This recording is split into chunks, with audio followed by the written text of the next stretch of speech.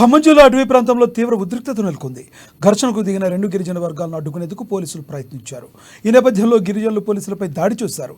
ఈ ఘటన ఖమ్మం జిల్లాలోని సత్తుపల్లి మండలం బొగ్గపాడు గ్రామ శివారులో చంద్రాయపాలెం అటవీ ప్రాంతంలో చోటు చేసుకుంది. చంద్రాయపాలెం అటవీ ప్రాంతానికి చెందిన రెండు గిరిజన తెగల మధ్య పోడు భూముల విషయంలో వాగ్వాదం చోటు చేసుకుంది.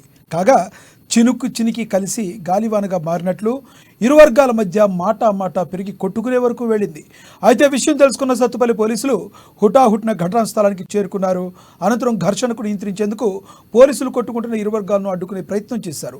దీంతో ఆగ్రహానికి లోనే ఇరు వర్గాలు వాళ్లను అడ్డుకోవాలని చూసిన పోలీసులపై విచక్షణారహితంగా దాడి చేశారు. కర్రలు రాళ్లతో పోలీసులను కొట్టారు. గిరిజనులు దాడి నుండి తప్పించుకునేందుకు పోలీసులు పరుగులు పెట్టారు. అయినా గిరిజనులు శాంతించలేదు. పోలీసులను తరిమి కొట్టారు.